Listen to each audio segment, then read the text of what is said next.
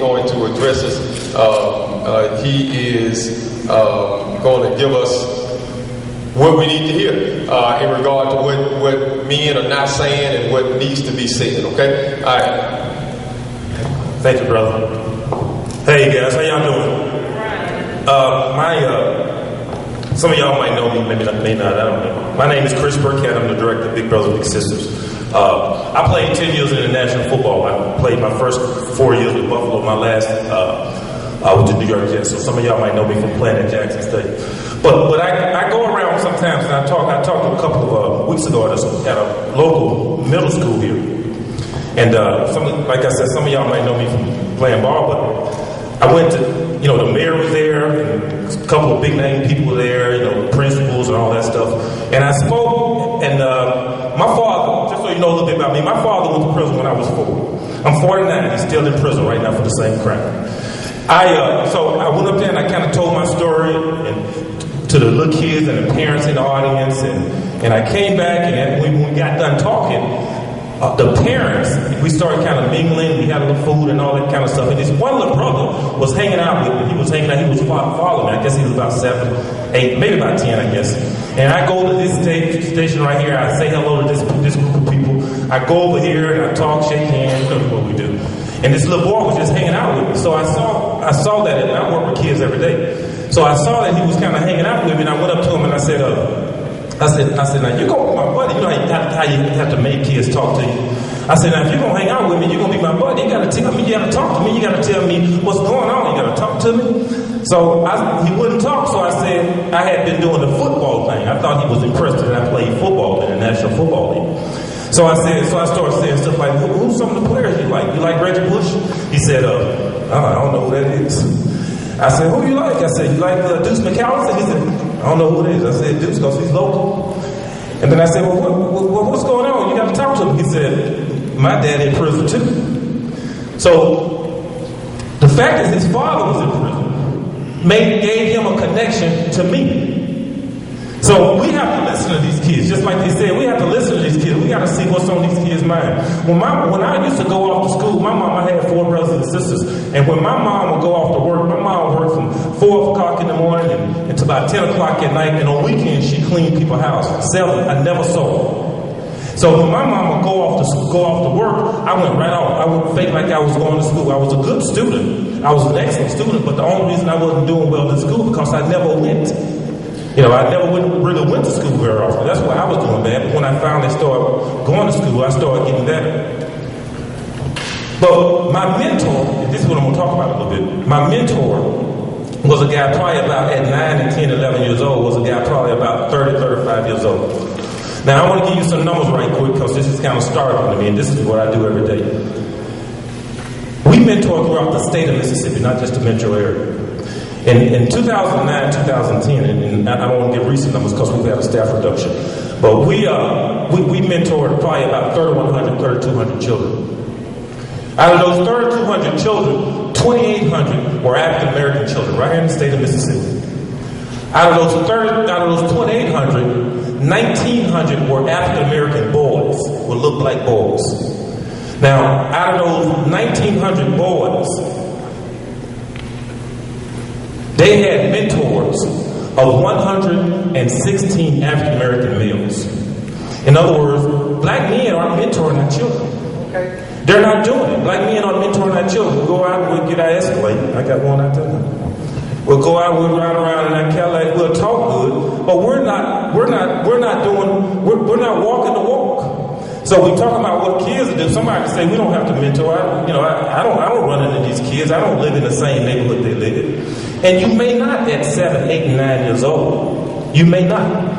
But when they get 16 and 17 and 18 years old, and maybe not you, but your wife or your daughter or your cousin or something, getting in the car at Walmart or Targets, and you feel a cold piece of metal on the side of your neck. Now it's a little too late. We need to mentor these kids while we got an opportunity. We can make a difference. I hear this, I know you guys hear this a lot before. There's some men, and I'm kind of standing on men because I think this is the key. There's some men that are draw a circle and they'll take care of their wife and children, and rightly so, if they're doing what they're supposed to do. There's some men that are draw either take care of their mom, their cousin, their wife, and kids. But there are some that'll draw an even larger circle. They'll take care of their family and they'll step outside and help people that they don't even know. And those are the young African American brothers we need. We need y'all to step up. We need to step up. And I'm talking about me too. We can't handcuff all these kids. It ain't enough prisons. I wore one of those little black suits about 30 days when I was 11. So we can't do that. We got to take responsibility. Let me tell you the story right quick. Let me tell you what we got to do, how we got to think about these children. When I was 5 and 6, I had older brothers. I had 3 older brothers and a sister. And when my father was a different guy, but back then, they didn't talk about that much. So around Christmas time, my father, my sibling's father, he was coming to visit us. Now I'm thinking the whole time who my father is, because I didn't really know. So on Christmas time, my mom come outside and said, we outside playing. When I told her I was outside riding my stick horse. Anybody remember a stick horse? With the head and the stick, with the horse head and the stick. And I'm out there riding, and my mom told us to come in that our dad was coming home. Now, granted, he didn't come very often either. We might have saw him every once in a while, maybe twice a year. So he comes in, and we wait there. She lined us up on the couch, and he finally come in, and my sister comes up, and she grabs him, and they hug each other, and she sat on his hip all throughout the room. First of all, my mom was just kissing him and hugging him, and was glad to see him like he's been taking care of us forever. But she hadn't seen him in years. Then he go over to my oldest brother who looked identical to him. I said to myself, keep in mind now, I'm 5 or 6 years old, and I'm saying, okay, now that's who he looked like. Because this was new to me. And he grabbed him and hugged him. And then he go to my other brother, who's kind of sensitive, so he hugged him too and kissed.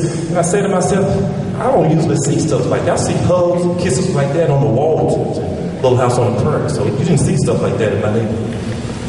And I'm over here on the end right here, and he comes to me and he says, I'm reaching, I'm thinking, oh my goodness, this is an opportunity. I'm about to hang out with my father. This is new, I'm excited. I'm 6. And he comes to me, and I'm grabbing like he's about to reach me, about to hug and all that kind of stuff. And he's reached down and he says, hey, little man, how you doing? And go hang out with my brothers and sisters.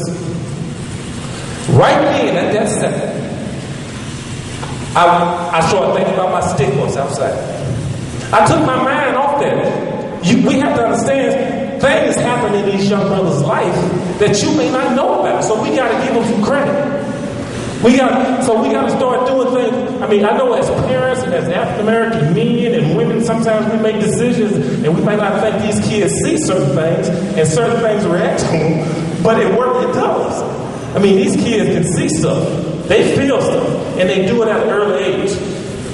So make good decisions, because we came in here today, we thought it was going to be a lot of young boys, but the parents need to hear this too. Especially men, especially African American men, because that's where we're coming up short. I know somebody holding their head down, they look at everybody acting like they're reading.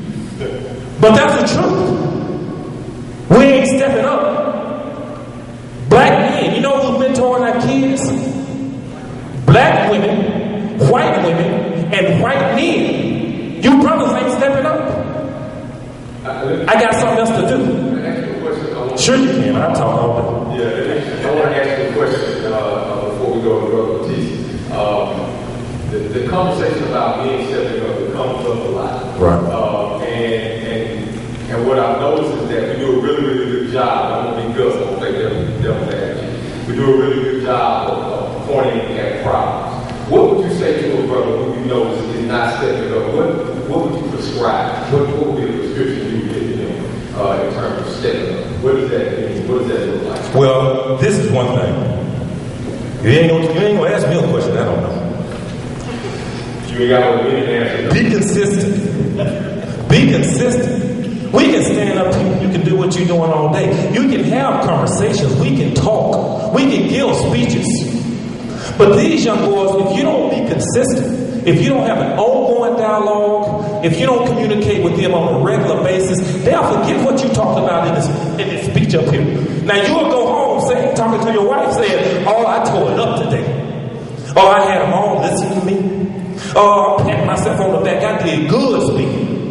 But that little boy, he done went home and he done started playing with his Game Boy. He done forgot what you said.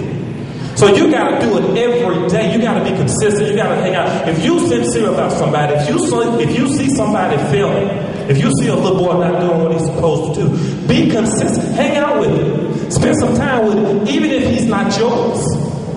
Even if you're not his father, if you see somebody doing wrong, stand up. That old thing about it takes a village, man, that's so simple, but that's true. You know, that's true. It's our responsibility to mentor and talk to these children. If not, they can't handcuff all these kids. They can't. It'll never happen. Thanks, guys. Thank you. Let's give your brother Thank you so much. We're going to move now to Brother Cassio Batiste. I'm going to ask him to come. We're still talking about what we are not saying. What we are not saying today. I want to hear from a young man who has a daughter and the kind of things that we need to be saying concerning our children, all right? Yeah, I put you on blast. Yeah, appreciate that. Well, just to let y'all know, I run a program called Fathers Active in Their Hoods. Let me say that again. Fathers Active in Their Hoods. Faith Incorporated. And my program is designed to work with young men from the age of first grade all the way up to college. I run an all-boys camp. I run the only all-boys camp in the state of Mississippi. Every summer I have about 100 to 115 boys. And 85 of those boys, between 85 and 90% of those boys, come from single-parent homes. But you know what's interesting? And my staff is an all-male staff. So the idea is to surround these boys for the whole summer around positive men. But you know what's interesting when the mothers call and they say, well, you mean there's going to be nothing but men? Yeah, the staff is all men. I don't know if I want my boy to be a part of that. And sadly to say, I have boys in my program who's 89 years old, still use the bathroom sitting there. You understand what I'm saying? Because all they've seen is the mother tell them, oh boy, go in there and pee, sit on the toilet with the bathroom. I still got boys 89 years old still do that in my program. So we say it takes a village to raise a child, right? Well, I pose the question, well, if you got a sick village, you can only raise 6 children. An apple does not produce oranges. So when we're in this situation, we're saying, okay, we got a village, take a village, but honestly, we got a sick village. So right now, guess what? We're saying our boys are crazy, but we're only producing, they're only being produced what our village can produce. Gus said I have a daughter. And the reason why I do this work is selfish. Any man who has a daughter, I feel like if I want my daughter to marry a black man who can take care of her, well, guess what? I gotta be in the business of producing black men who can take care of her. Bottom line. So if I say I want this for my daughter, but I spend all my time talking about the young men in their pants sagging, but talking about the young men and they're doing this, well, guess what? I'm setting my daughter up for failure. To not have that family dynamics that she may need. Okay? What we're not saying to boys, we're not saying anything. I work with men that will say, I'm afraid to say something to a young man if I see him on the street because he got second bands. Well, you know what? It's interesting. I was working with a group of elementary middle school boys, and this young man was always sagging his pants, right? And I'm like, dude, pull your pants up. But guess what? When he pulled his pants was all the way up here. So he wasn't sagging his pants because he thought it was cool. He sagging his pants because his pants was flooded. And guess what? He didn't want to be bullied when he got to school. So we talk about, Well, guess what? Grown men, look at some of the things that, some of the habits that y'all had, how y'all were young. Those afros weren't always cool. Those dashikis weren't always cool. Those bell bottoms weren't always cool. But guess what? You wore them, right? And you got nasty. Okay? And I tell young men this. You know what? When I see them saying that, man, I don't run up to them and tell them, oh, pull your pants up. I tell them, look, man, I don't like seeing dirty drawers. I don't like seeing dirty drawers. So if your drawers dirty, you may not, and I know a lot of other people don't like seeing dirty drawers. So guess what? You may need to think about it. But also, what we're not saying to young men, we're not asking them why they're in this situation. We're not asking them, okay, why are you in this situation? Why do you do what you do? Why do you do crazy stuff? Why do you go to school and sleep all day? Because being real with you, like the gentleman said, some of our boys are in a position where they're trying to protect their families, or some of them even, let's be real, on the block, because the mother has already told them, you got to take care of it. This crazy, I was watching TV one day, and the mother, her son had just got killed. And you know the first thing she said, he told me he was going to take care of me. So we're not talking to these boys about anything. We're not talking about, okay, how do you deal with a young lady? How do you deal with a young lady? Not just how do you deal with her in a relationship. Some of our boys don't even know how to sit up and have a conversation with a female. And guess what, mamas? I can protect you. A lot of our mothers, you all are, and when we say that what mothers are not, I would say this, we love our daughters, well, we raise our daughters, but we love our sons.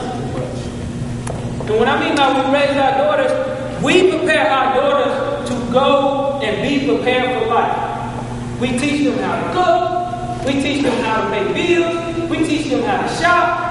But you know what? Our sons, they don't know anything. They don't know how to wash their clothes. And you still got dudes who is 35, 40 years old, still in their mama's house, and don't know how to take care of themselves because the mother have loved them for so long. And it's But it's that mother's fault if she's loving them by herself. No, that's what I'm saying. It's not a mother's fault because we also got to understand history. And in our history, the mothers had to protect their sons. I'm from the Mississippi Delta, Tallahatchie County, same county that Emmett Till was murdered. And when I was coming up, my mom always told me, look, you don't look at a white woman. What, that was 69? I was born in 79. My mom always told me, look, boy, you don't look at a white woman. So our mothers do it. They love them because they're trying to protect them. But at the same time, you can't protect them. You can only protect them for so long. So mothers, you're not talking to your sons about, okay, what does it need to be for you to be successful? Let me interject something. Because we've heard a lot tonight about what a lot of our young men are not doing. The question was, what is it we're not saying to them? And I brought up a question. Anybody remember the question? I can't offer money for this question, so I just hope you get it. There was a question I asked that my grandfather used to ask me when I was growing up. What was that question? Come on, raise your hand. Audience participation. Come on, I see. What is it? Somebody stand up and say it. What was that question? What do you want to be when you grow up? And I'm going to segue a minute over to Brother Armstrong. The reason why I'm segueing over to Brother Armstrong, he's a high school principal. A middle school principal. Give Cassie your hand. We're going to get back to him in a second. We're going to wrap this up a little bit. But you have a middle school principal here who's seeing these boys. What kind of aspirations do you see or do you not see? Because what we're getting, we start talking about the dialogue that Brother Yahweh was talking about, that we need to have this dialogue between law enforcement. All of this is playing a part into the culture of how our young men think, react, and do stuff. No other places have played out more than in the person that has your child about 6 hours a day. 8 hours a day. Who has your child 8 hours a day? The school has your child 8 hours a day. When you think about it, they're asleep 6 to 8 hours with you. You're feeding them for 4 to 6 hours maybe. But the most amount of time when your child gets a chance to show what you've been teaching them or show who he or she is in the classroom. Share with us for a moment.